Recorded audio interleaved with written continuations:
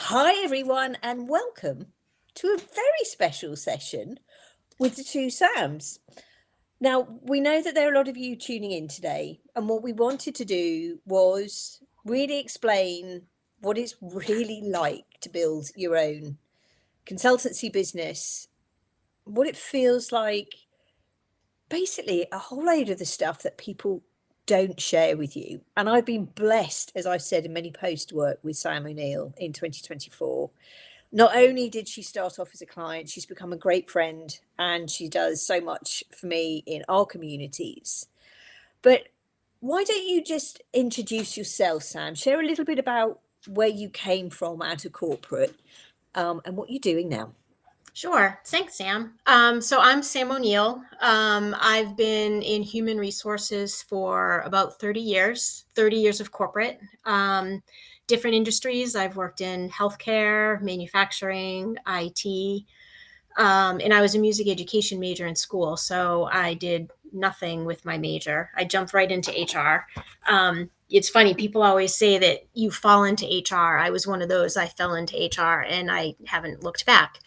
Um, and then in May, my position was redundant. The company I worked for had some financial challenges and made some organization changes. And I opened Forge Point Solution Group in the beginning of May. So January will be 9 months. It's incredible, Sam. It's crazy. Yeah. It's just amazing to see how far you've come. When you look back now and you look at your first like 30 days, what was going on for you when that transitional period where the world and his mother's telling you what to do and what to do best and you must and you should? What was going on for you? I was a hot mess. Like I was excited and I was scared and I went through moments of what the hell am I doing? Um, and I think you know, for me, I reached out to a whole lot of people and I got so much advice and people were great with giving me advice and I had to sift through it to figure out what was going to work with me and how I was going to take that information. And I I didn't have anything planned. I felt like it kind of fell into place. There were things that I did and it failed. There were things that I did and it worked well. So in my first 30 days, I was all over the place, but I knew I wanted to give this a try. Yeah. Yeah, Julianne, it's lovely to have you with us and welcome today. And I think that's the thing, isn't it? It's so many people put the pressure on, but my whole philosophy around finding your niche, finding your ideal client. I've always described that as an evolution.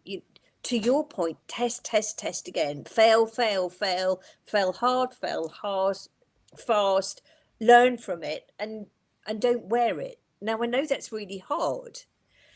Um, okay, so the first 30 days there was a lot going on for you.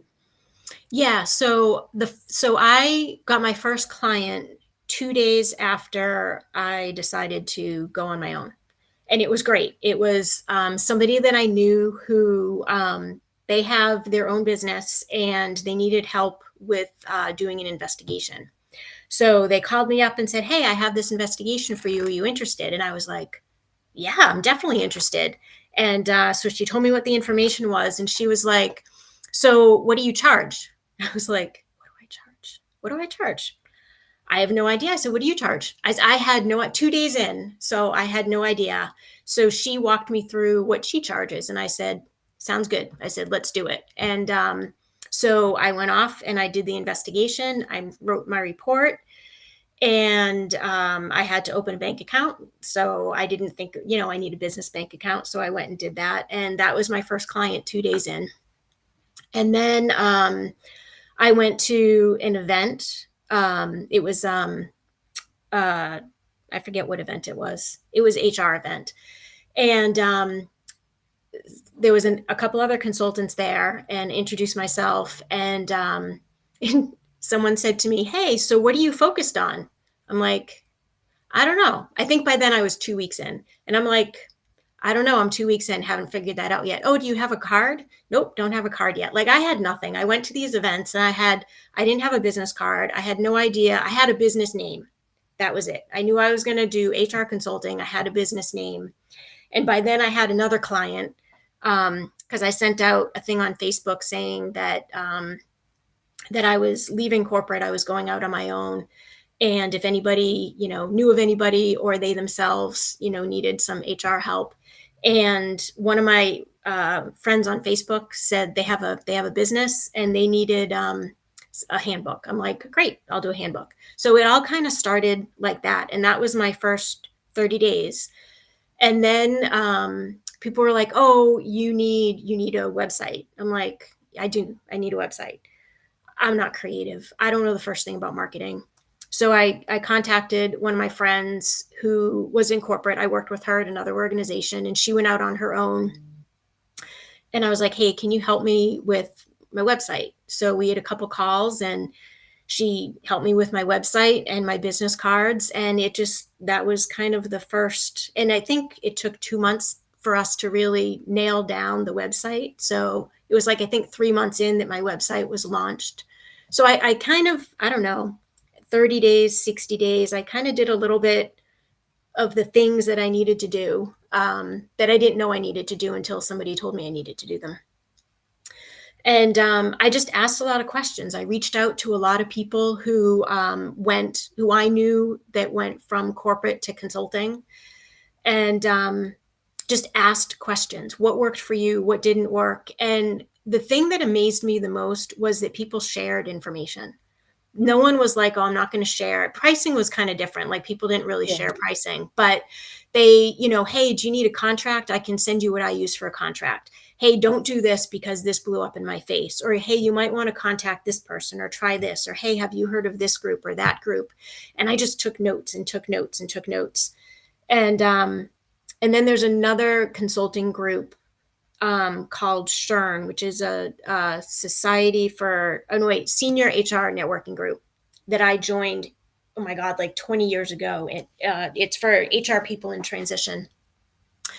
And they have a consulting arm. And so I chatted with them and they were like, you're new to the group. What questions do you have? And I'm like, I don't know what to ask. Like, what should I know? Like, as a new consultant, what advice would you have?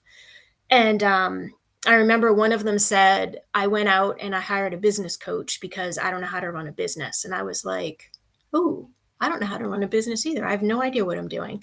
And that's how I found you, which was kind of cool because, you've helped me form my business and help me learn things that I had no idea I needed to know or how to fine tune it. And so I was like, oh, business coach, that's a brilliant idea. And so here we are.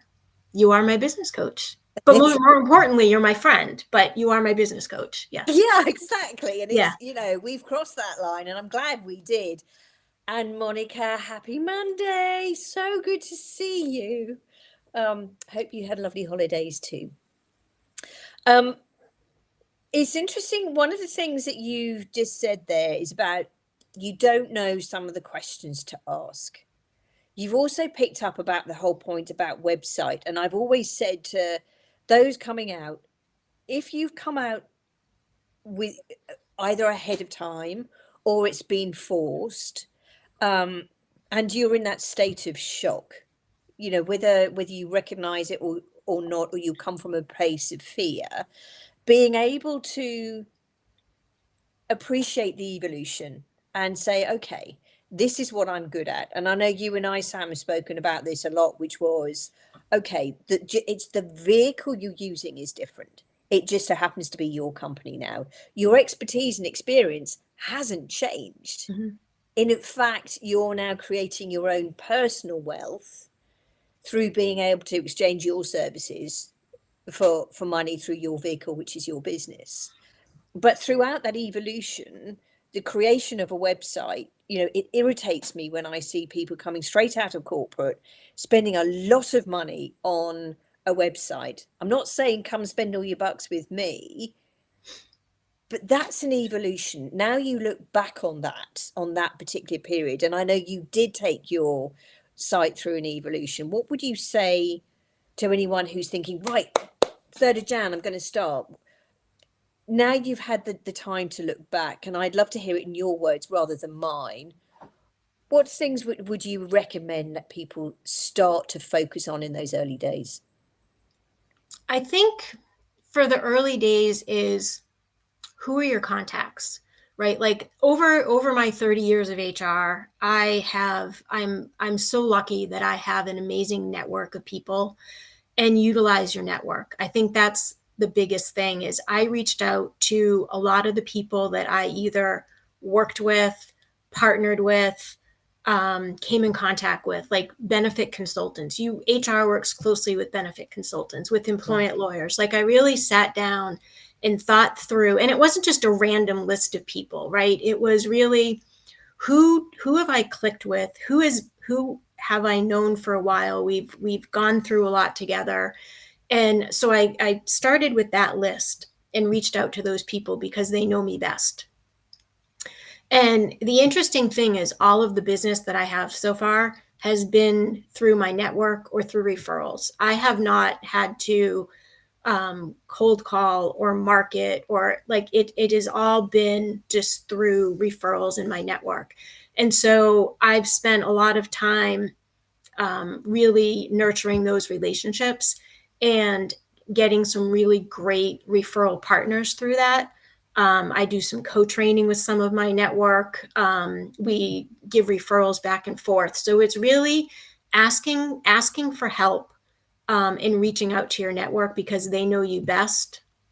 And for me, that worked out really well. And also knowing that you're going to screw stuff up along the way. And, a lot of the HR people that I come in contact with, we all are perfectionists to some extent. And I think that for me, knowing that I was going to mess stuff up, because you know what you know and you don't know what you don't know, um, asking for help and not having everything perfect. Like, you have to have an idea of what you want to do and what you want to focus on, but it evolves over time. And not going out and thinking that you have to have everything all aligned and perfect. I think that I wish people told me that, but until you actually live it, you don't realize that you don't have to be perfect, and you're not going to be perfect, and you have to be okay with that. Sam, you touched on something really important there, which is mindset. And there's a big difference, isn't there, from being in house and asking for budget and being your own business. You're learning to sell. There's no one around the water cooler anymore. And still asking for the budget in a different way. How has your mindset shifted from the get go, from the day you left corporate to where you're at now? What's that journey been like for you? It was scary, because when you're at corporate, you have a set income. You know exactly what you're going to make every 2 weeks or every month or however you get paid.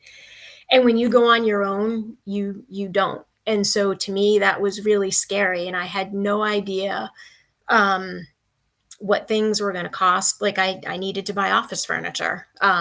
So my office is now part guest room and part office. So I needed furniture. You have to register your company with the state. You need to do all of these things. So for me, I didn't budget at all. Like, I don't have a budget right now. It was just sort of, okay, do I want to spend money on this or do I want to wait? And I had to prioritize, right? Like, do you want to spend money on this membership or that membership? And you're watching your bank account go down, down, and down until you get your first, couple clients. And so that was really scary for me, because my entire career being, VP and above level, you make a decent salary and you're not making that. And so that, to me, I was like, whoa, like that was very different, and very scary. And I think, from the money perspective, like now I'm starting to lock in on the revenue, and I have a more steady income, and I can prioritize my budget and what I want to spend, and what's important, right? Like, the memberships, the conferences, things like that. Those are the things that you have learned to prioritize. And I think you helped with that, because in the beginning I was going to everything. I was going to all these HR events, 50 bucks here, 100 bucks there, and it adds up. You think 50 bucks, 100 bucks is not a big deal, but when you're not making money, it's a big deal. Yes. And then you were like, why are you going to all these HR events? And I'm like, because I need to get out and network. And you're like, you're networking with your own. You shouldn't be networking with your own. You need to network with where you're going to get clients. And then the light bulb went off. I was like, oh, so that kind of helped me reprioritize where I wanted to spend money to help me bring money in. And so, like for me, ESOPs, I came from an ESOP world. And that is a great community where that's where a lot of my clients are. And you help me realize, like, go after those. That is money well spent. And so, Yeah. while I don't have like a set budget right now, I'm thinking more wisely, I guess, on where my clients are, how I'm spending money, and what the return is of that money. Yeah, and I think you've made a valid point there, which is that return and that time investment. We've had a lovely happy Monday from LinkedIn user. I'm so sorry, your name isn't coming up, so we don't know who you are, but happy Monday back. Um, One of the things I know that we spoke about a lot, which was this time investment, where you spend your time. And it's so easy, as you, again, you've just eloquently put it, which is, spending time amongst your own. And I always talk about it in terms of going to the room that makes you feel the most uncomfortable. Mhm. It's not nice. It is not comfortable. And guess what? You probably don't want to walk into the room anyway because you don't know anyone.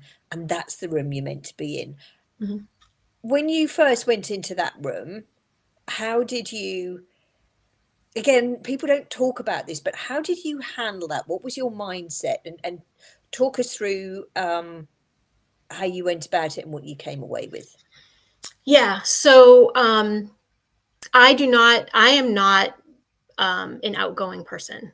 I'm a quiet, it's hard to believe, I know. I'm a quiet person. So put me in front of a room of 300 people to present on a topic I feel comfortable with, I'm good to go. Put me in a room where I have to small talk with people I don't know. I rather like go to the dentist and get my tooth pulled or go bathing suit shopping or something. It's torture for me. It's definitely not my strong suit. And so um, I bring a friend. I have one of my best friends is outgoing, and she will talk to anybody about anything and everything. And I brought her with me. And it was kind of a safety in numbers. And now I go to those events on my own and I feel more comfortable. But you have to figure out what your safety net is. I went to a dinner. There were, I don't know, I think 600 people there. It was Right. an event in the state that I live in, and it's this big, huge business event. It's an annual dinner, tons and tons of businesses there, all different sizes, and I have a person who works part time for me, and I said, hey, you want to come with me? And she did. And so in situations where I really feel uncomfortable, I bring a buddy with me because it gives me that comfort. And then I can, it's that tag team, right? I'm still talking about my business. I'm still doing the things that I need to do as a business owner, but I'm doing it in a way that makes me feel comfortable rather than standing in a corner and not talking to anybody, because that's a waste of money and it's not gonna be effective. So I knew I had to get out of my comfort zone. So how do I do that in a way that um, I'm throwing myself in the deep end, but I've got floaties. I'm not throwing myself in the deep end to drown. So I had to figure that out. And so sometimes I bring a friend with me, and sometimes I just bite the bullet and put my big girl pants on and go by myself. I love it. I love it. Yeah, and I am an extrovert, and there's still days where I don't enjoy, going into that room and doing the whole jazz hands because they are tiring and they are exhausting. When you look back now at the last 9 months. I'd love for you just to explain how far you've come. What does the business look like today?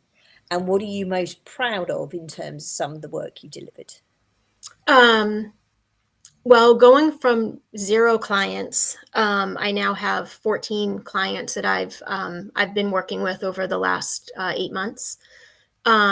All different industries, and different sizes. So I have a couple of startup clients all the way to established companies. I'm working with a company who's been in business for 50, I think 55 years. Manufacturing, financial advisors, cybersecurity, construction, financial advisors, lawyers. So all different industries. Um, so I think, looking back to going from 0 clients to 14, that to me is in a short period of time. So I'm proud of that. And I'm proud of the fact that it means a lot to me that people are referring me, right? Like one of my clients outsources accounting, and the accountant that I partner with on that particular client referred me to one of their clients who had an HR issue, and a law firm referred me to somebody else. And so it's just that word of mouth. And so that means a lot to me because I've worked hard in HR for so long, and I feel like I have a good reputation, and that has paid off right now. And the other thing that just kind of amazes me is, and I still haven't gotten my head wrapped around it, is um, the last the last 3-4 months, I made the same as what I did at corporate, and then October, November, I made more than what I did at corporate, and then December, I actually doubled what I made at corporate, and I still it just blows my mind that you're doing this on your own, and it's not a year, and that's kind of where I'm at, and it's exciting and still mind blowing at the same time. Sam, I mean, just congratulations to you. It's wonderful to hear your story. You're such a genuine person, and the fact you've always asked for help and been so transparent. I personally believe is part of what's really helped you to get where you're at today. Let's talk about some of the difficult stuff, shall we? Pricing. Oof. Yeah, How did pricing. you feel about the whole price? And again, to anyone who's, you know, looking at a proposal now, the first one, and thinking, how do I do this? What would you say? Thank you, Jennifer. I know she's doing brilliantly, isn't she? Thank you. Pricing to me was really hard because I would ask people their pricing. And so I talked to somebody who I know in another state who I worked with previously, who was at corporate, and she went out on her own. And so we were talking about pricing, and I was hearing like what she had for pricing and what I had for pricing, and I was like, wow, I am way off. And it's hard because you don't want to. And what she kept telling me was, know your worth. Make sure you know your worth. And I'm like, I have no idea what my worth is. Like, I know what my worth is in corporate world. I have no idea what my worth is in consulting world. And then, between her and you made me think about what is my worth, and what do I bring to the table to help clients. And I think that helped me figure it out. And I've called you many times. Like, I've had a couple of contracts where I had to write proposals, and I've called you and been like, okay, can we talk this through, because I'm here, I know it doesn't sound right, and I want to bounce it off of you. And you've helped me be able to price in a way that is not underselling myself, and it is not putting me out of the price range, but what it's my worth and what I can bring to the table. And so I was charging way less than I probably should have in the beginning. And part of it was I had absolutely no idea what I was doing. and you also don't want to overprice because you want business. And so how do you figure that out, right? Like, so I don't, yeah, I'll do this. Like, for example, my first, my, after the investigation, my second client was the one I got through Facebook. And I had no idea what to charge them either. And I totally undercharged myself. And then you can't, I was like, all right, well, I got the business. And then they asked me for more stuff. So I'm like, okay, this is kind of, I need to cross sell. So this is kind of how it all works. And lots of times I found that um, I've increased it as I've gone, right? Like I haven't increased my current clients because they gave a shot, they gave me a chance. And so it's worked out well. So I have a good book of business that has renewed, and I have multiple retainer clients that I got in 2024 that have rolled over into 2025, and I'm not increasing them, and maybe I should. But what I've done is, with your help, is as I get new clients, I'm pricing the way that I really should be pricing.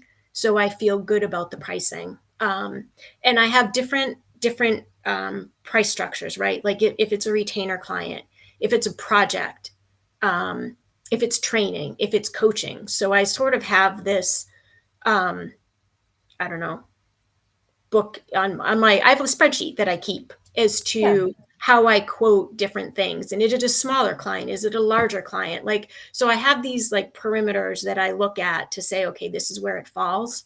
And I've increased, you and I did the math the other day, and I think it was, I've increased my rates by 40%. Um, and they're not outrageous at all. I think that I was totally underselling myself. And so now I feel like I'm pricing where, in kind of like the sweet spot where I should be. And I feel good about, and I haven't had anybody come back and say, you're too expensive, or I don't want to do business with you because it's too much. It's not in my budget. So I feel like I've finally figured out the pricing of the services that I offer right now. I know that's a really long, I feel like I just talked in circles, but that's kind of how I, in my head, have figured out the pricing. Firstly, you didn't talk in circles, and secondly, it was great that you were able to take us on that journey, if you like. Um, is it Aqua? Apologies if I got your name wrong there, but thank you. This is what we wanted, just a real conversation to show people and explain what it's really like in those early days of consulting. The pricing piece is always the big thing. And I know you and I, Sam, have had so many conversations around, you know, there's nothing worse than having a coach on your back kind of going, sell more, sell more, sell higher. And you can feel that tension on the call because you're like, if I go back to Sammy, I'm uncomfortable. She's going to tell me off. And I've always said um, to everyone I've worked with, and Sam, I'm sure you can back me up here, which is take that pricing, stretch it a bit, but stretch it a bit so it's a comfortable stretch for you, and then keep going up, keep going up, keep going up, because selling your worth takes time to identify what that is. Mm-hmm. And I did a post the other day about someone, and I was really tongue in cheek. But a client, someone, Sam, you and I both know, if she charged time, she would have charged $2,000. Mm-hmm. She selling her worth was 7,000. Now that's the price of our mastermind. Um, but for me, exactly, Monica, Yeah. absolutely. You know, pricing is always tricky and is forever evolving.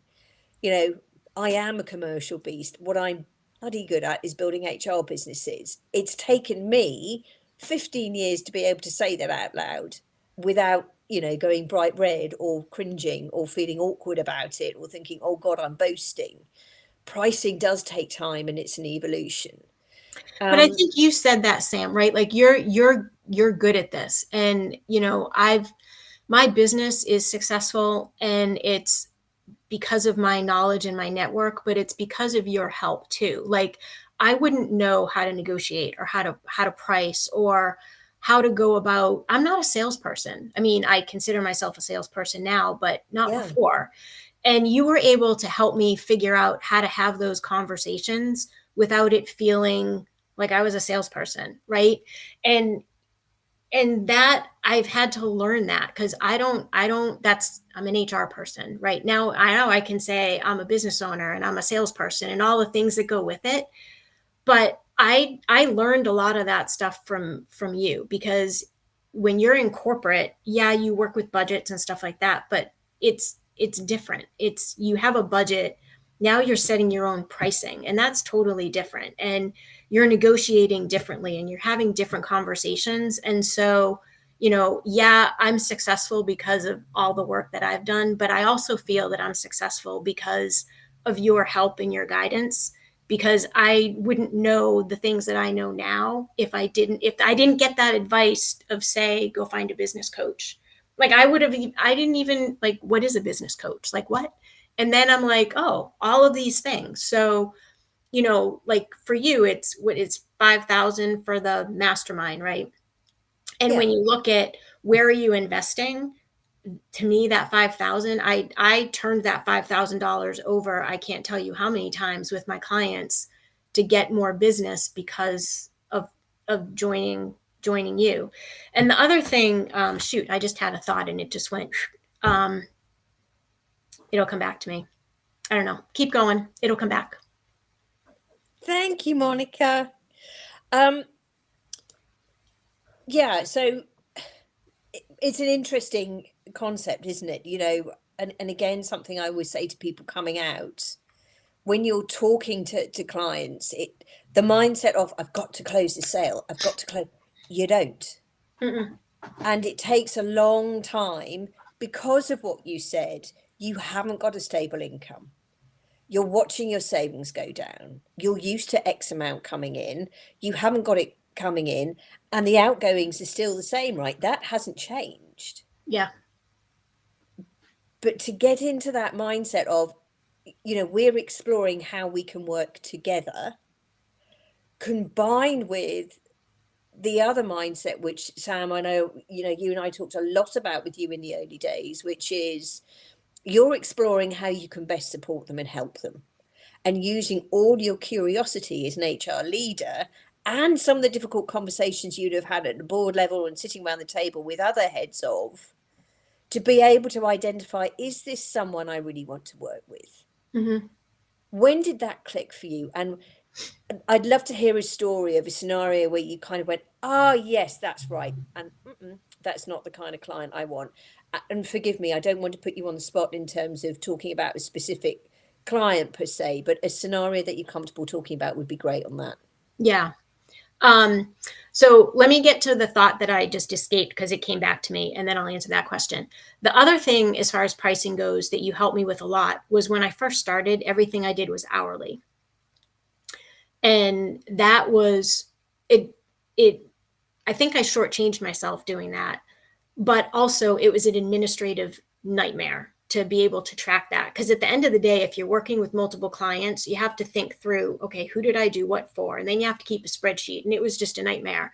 So I either do project work or retainer work. The only thing I'll do hourly is if I do an investigation, because you never know how, I mean, that has legs of its own. So I'll do that hourly, but everything else I do project, a set fee, coaching, a set fee, or retainer, because it's so much easier to keep track of everything. You know what's coming in, you know what's going out. It just makes life easier.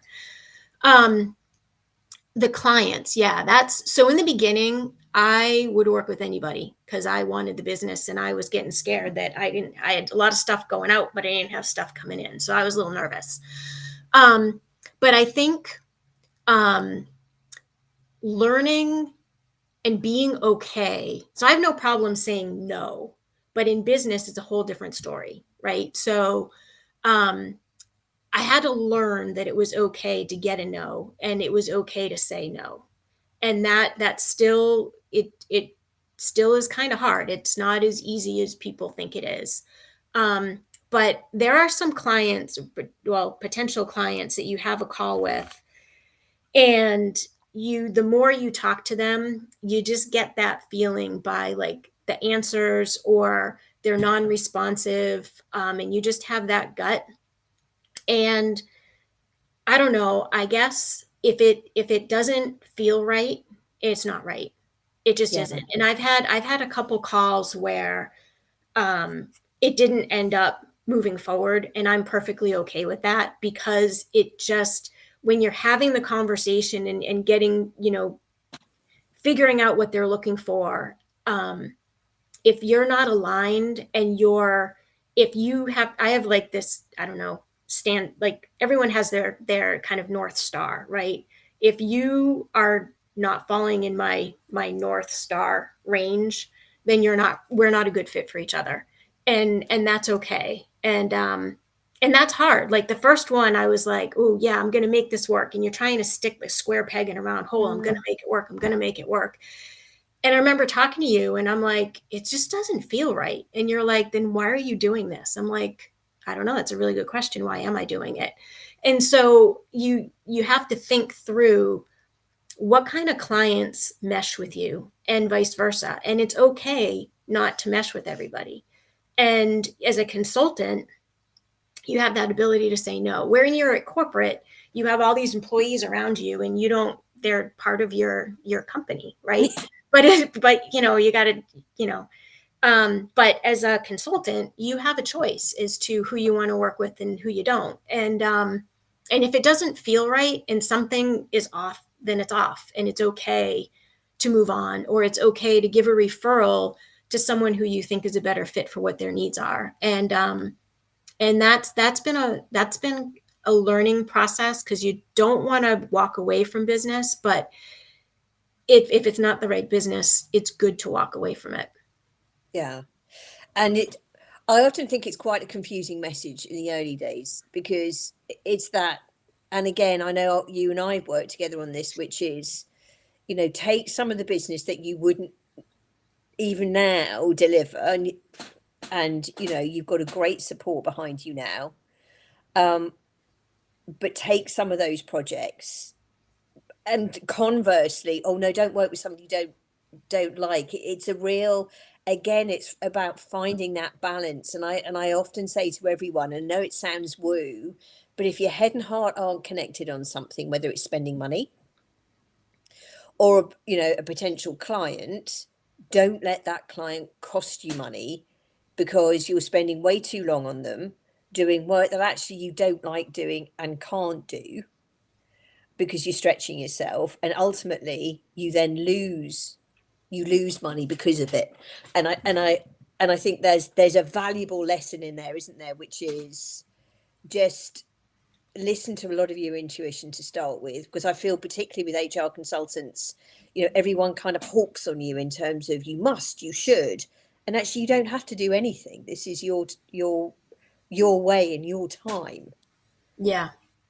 And I've been fortunate that, because I have such a great network and referral partners that we know each other so well, they wouldn't refer somebody to me that they didn't think that we would hit it off or have a good working relationship with, because it's also a reflection of them, right? So because a lot of them are referring their clients or people that they know. So for me, it's already sort of it's a match, and then making sure that you feel that it's a match, and having those conversations. But you're right; it's fine to say no. And one of the I had in the very beginning, and I remember talking to you about this many times, and at the end it didn't work out, and it was kind of a relief. Was I had a good friend of mine refer somebody.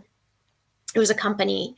I won't get into the industry or who they were or anything like that, but what they were asking for, in my corporate life, I felt comfortable with, but consulting, because it was so new, I felt like I was over my skis, and it just, I struggled with it. And we had many conversations, and I wrote a proposal, and I saw it through, and I did it because my friend referred them. And I knew that if she had confidence in me, I need to have confidence in myself.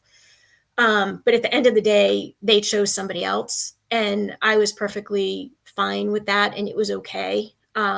any no stings. So don't get me wrong. It's not like, yes, I got to know. Like it's like, I got to know. But it was right for them. And it was right for me at the end of the day when you sat back and looked at it. And so that to me was a lesson that where most of my referrals have been through people I know, right? Um, you're going to have some that just because they referred, you're not obligated to take it. And you feel like you should because somebody referred you and thought highly enough of you to refer you. But at the end of the day, if it's not right, it's not right. And this particular situation wasn't right for either one of us. And again, it was one of those square peg round hole situations. And I was like, one of the first ones, I'm going to make it work. I'm going to make it work because my friend referred me and I'm going to make it happen. And it didn't happen. And that's okay. And, like I said, we're all better off for it, but it's okay to say no. Yeah. And it's okay to And in get a fact, no.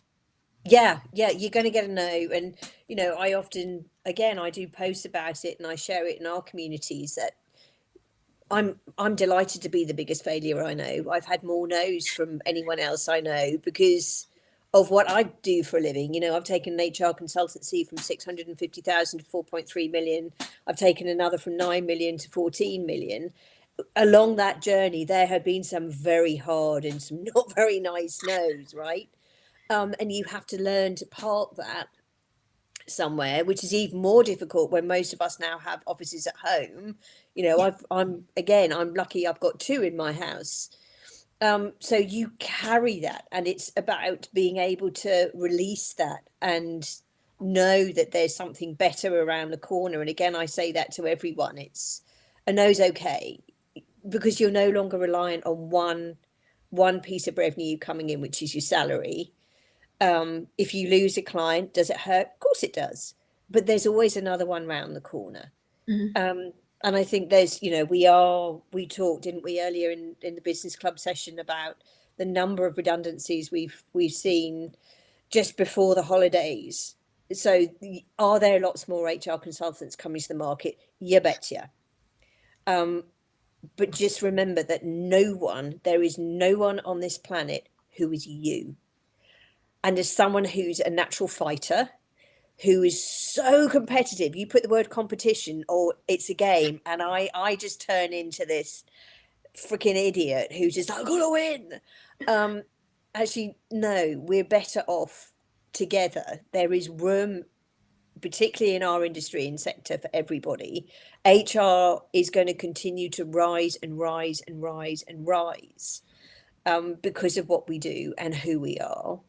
When you look at 2025 for you and your business, Sam, what are you most looking forward to?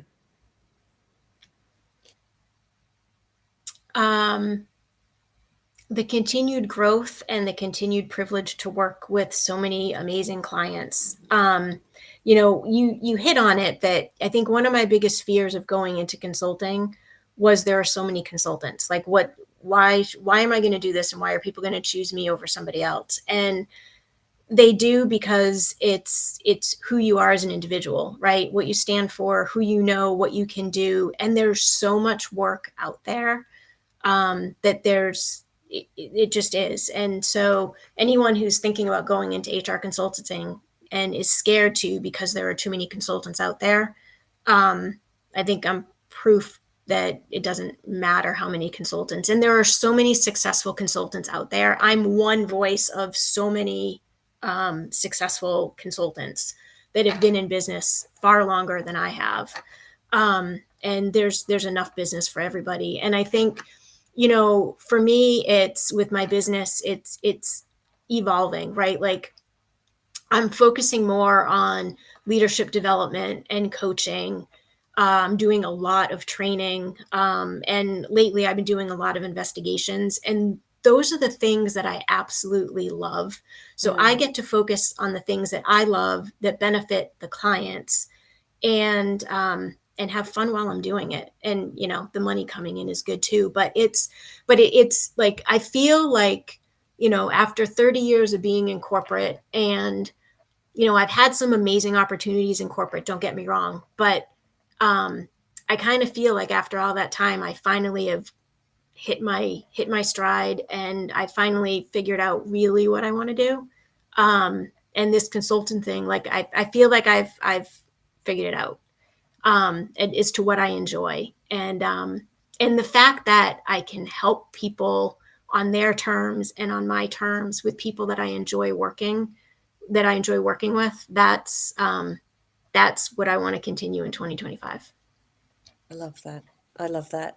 And Sam, time is whizzing. I appreciate that we've 45 minutes in now. Wow. You've referred to the mastermind and the business club. I'm going to back right out and be quiet. Can you share your experiences on why you joined the mastermind? You know, it is an investment.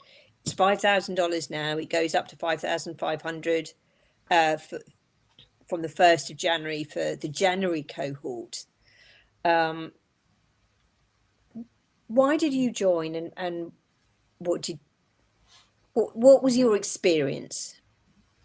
So I joined because of you, actually. And it's not because, we both have the whole Sam thing going on or whatever, but because I interviewed when I heard the advice, go find a business coach. I talked to a couple of different business coaches, and um, you talk about your, styles and your meshing with clients. And I think a business, even like coaching clients, right? Like I always encourage clients, if I'm going to coach them, I want to meet them first. Do we click, right? If you don't click, it's not going to work. And that's with you, right? We clicked immediately. It was just like that instant Sam thing. And I was like, that's the person I want to work with. So I joined because of you, because I interviewed and talked to other coaches, and they're great coaches. They Yeah. just weren't for me, right? So I think that was the biggest thing. And I had no idea what I was doing.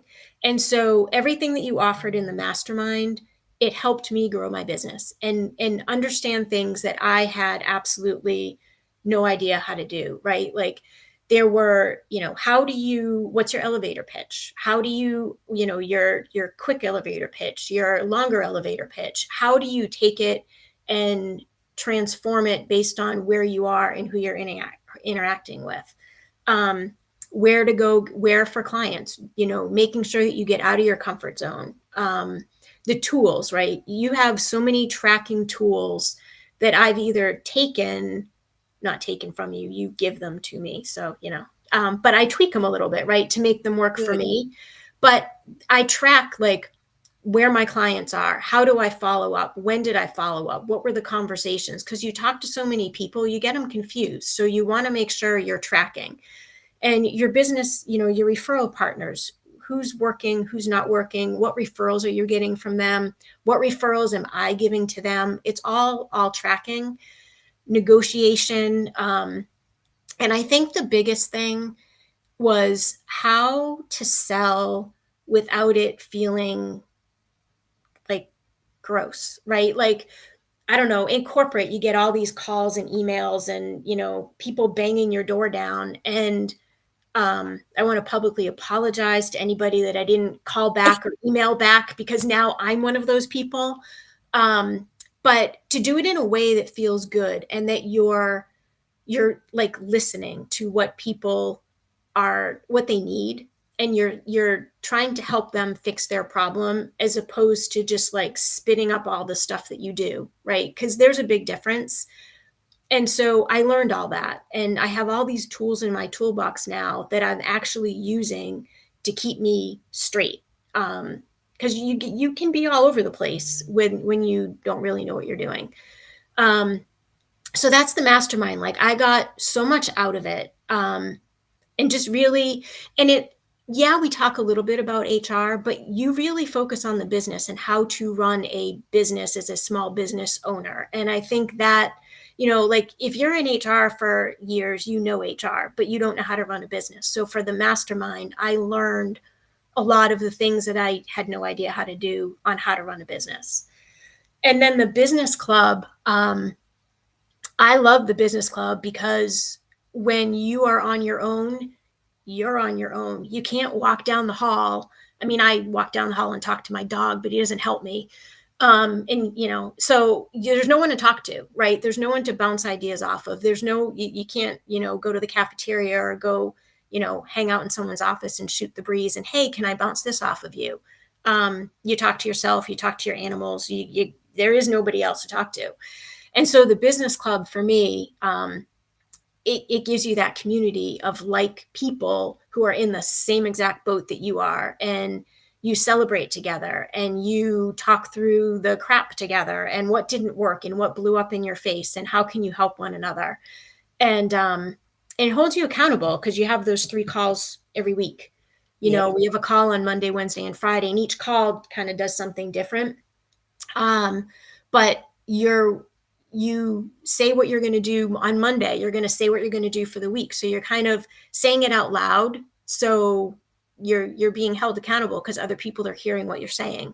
And you're constantly learning and sharing. And to me, being on your own after being in corporate, it's so different. And so having that community for me, and I've met people and become friends with people that I would have never met literally around the world. Like we have people on our calls from the UK and Dubai and Australia and Canada and all these different, people in the US. I mean, I think you have, I want to say close to 50 states that are on those calls. And it's just really cool because you're hearing different people's perspectives and what's working for them, and you can refer to each other, and it's just, yeah, it's pretty cool. Sam, thank you. And for anyone who is looking at some of our services or support this year, for context, the mastermind, the next one kicks off on January 8th. We have 2 spots left. To Sam's point, we will always start off with hearing how you pitch. So by the end of it, you're better. Systems and processes to how to help you win new business. How do you keep it? Plans and templates that you can use to help you build your business. I personally made a lot of money out of account management, so I share all of those tools. Business and sales tools to help you factor your sales pipeline. Again, people don't talk enough about that kind of stuff. Giving you the point at the end of the 10 weeks to have a clear plan of how you can move things forward. It's 10 sessions, it's midday to 1 o'clock Eastern, and 10 one-to-ones with me. So we build your plan together. And it's what we started off doing with before we got to the business club. The business club was formed through people coming to us saying, Sam, we don't want to spend $5,000 on a mastermind. We want something else. We want community, to what Sam referred to. So it is 3 meetings a week. It's $115 a month. There is a 7-day trial. If either the mastermind appeals to you or the business club, either just putting in the comments below mastermind, business club, both, and I will send you details of both. Come join us, come check us out. One thing I fundamentally believe in is this is your choice, this is your business, this is your way. You will never hear should, would, or must out of our mouth. We're all about helping you to build success on your way and your terms. Sam, I want to say a massive thank you for coming on today and just explaining what it's really like to be an HR consultant and how to grow your own business on your terms. For Thanks, people Sam. who It's been are, great. oh, it has been great. For anyone who, for understandable reasons, is in corporate and didn't feel that they could comment on the show today, but might be listening to the recording afterwards, what one piece of advice, if they're on the fence, would you say to make the right decision for them? And I'm not saying come out and work with me. What would you say?